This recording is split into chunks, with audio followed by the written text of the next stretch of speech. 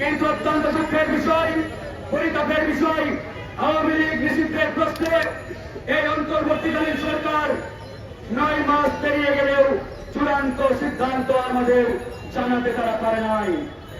আমরা যখন এই আওয়ামী লীগ নিষিদ্ধের দাবি করি তখনই তারা নানা রকম অজুহাত, নানা রকম ছুতা আমাদের সামনে হাজির করে। কিছুদিন আগে তারা বলার চেষ্টা করলেন বিএনপি আওয়ামী লীগ নিষিদ্ধ চাই না, এই কারণে আমরা আওয়ামী লীগ নিষিদ্ধ করতে পারি না।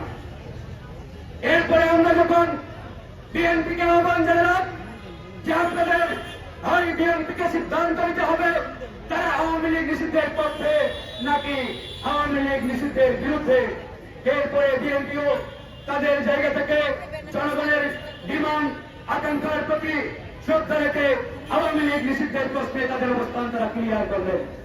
তারা গতকালকে বলেছেন এই অন্তর্বর্তীকালীন সরকার আওয়ামী লীগ নিষিদ্ধ করলে তাদের কোনো বিরোধিতা থাকবে না কিংবা তারা এখানে নেতিবাচক কোনো মন্তব্য করবে না। তারপরে বিএনপি, জামাত ইসলাম, গণ অধিকার পরিষদ সহ বাংলাদেশের প্রত্যেকটি রাজনৈতিক দল আওয়ামী লীগ নিষিদ্ধের পক্ষে। এখন হঠাৎ করে আমরা লক্ষ্য করছি অন্তর্বর্তীকালীন সরকার আওয়ামী লীগ নিষিদ্ধের প্রশ্নে নীরব দর্শকের ভূমিকায় তারা লিপ্ত।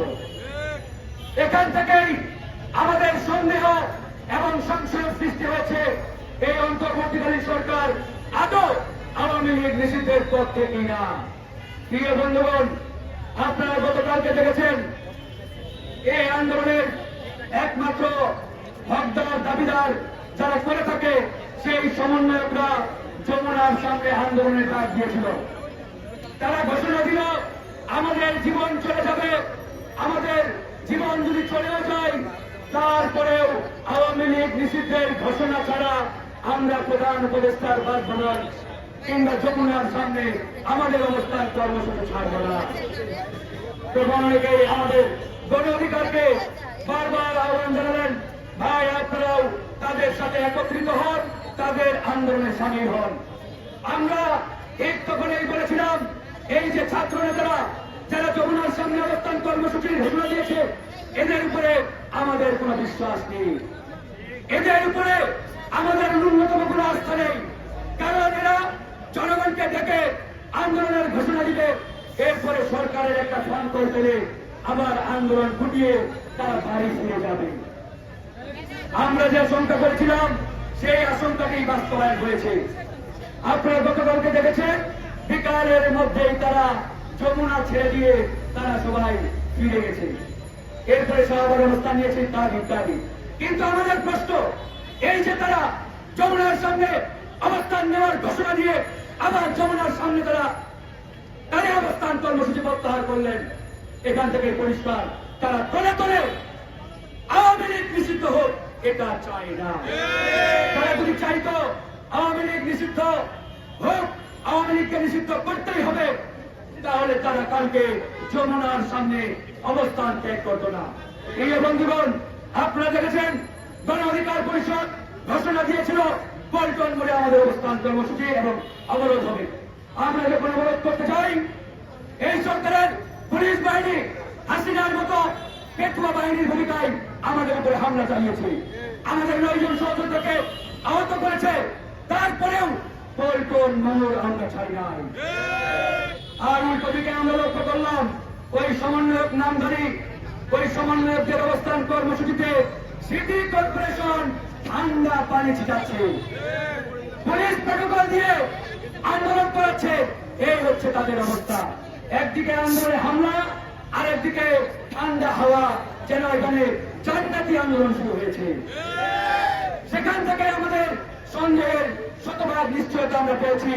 এদের আন্দোলনের মাধ্যমে আওয়ামী লীগ নিষিদ্ধ হবে এটা বিশ্বাস করা কোনোভাবে আর যায় না। প্রিয় ভাইরা আমার, আজকে আমরা স্পষ্ট করে বলছি এই আওয়ামী লীগ নিষিদ্ধ হোক এটা এই অন্তর্বর্তীকালীন সরকারের দায়িত্বে যারা রয়েছেন এরা কোনোভাবে আর চায় না। এরা চাইলে আগামী 24 ঘন্টার মধ্যে আওয়ামী লীগকে নিষিদ্ধ করতে এই অন্তর্বর্তীকালীন সরকার বাধ্য হতেন, কিন্তু তারা কতটুকু চায় সেটা ইতিমধ্যে পানির মতো পরিষ্কার। যাই হোক, আমরা 3টি দাবিতে এই চলমান আন্দোলন অব্যাহত রেখেছি। আমাদের পরিষ্কার ঘোষণা, এই সরকারকে আগামী 48 ঘন্টার মধ্যে আওয়ামী লীগ নিষিদ্ধের চূড়ান্ত সিদ্ধান্ত আমাদের জানাতে হবে। গণহত্যার বিচারের প্রশ্নে আমরা আপসহীন। গণহত্যার বিচার অবশ্যই করতে হবে। ইতিমধ্যে তারা একটি ট্রাইব্যুনাল গঠন করেছে, প্রয়োজনে আমরা আরো 4টি ট্রাইব্যুনাল গঠন করার আহ্বান জানাচ্ছি। তারপরেও গণহত্যাকারী আওয়ামী লীগের বিচার নিশ্চিত আমরা দেখতে চাই। এরপরে যারা আহত এবং শহীদ হয়েছেন এদেরকে যথাযথ পুনর্বাসনের ব্যবস্থা করতে হবে। পরিশেষে যেটি মাথা দাগে আমাদের দাবি, সেটি হলো এই অন্তর্বর্তীকালীন সরকারের বর্তমান যে ফিটনেস, যে ক্যাপাসিটি, এই ফিটনেস দিয়ে জনগণের আকাঙ্ক্ষা বাস্তবায়ন সম্ভব নয়।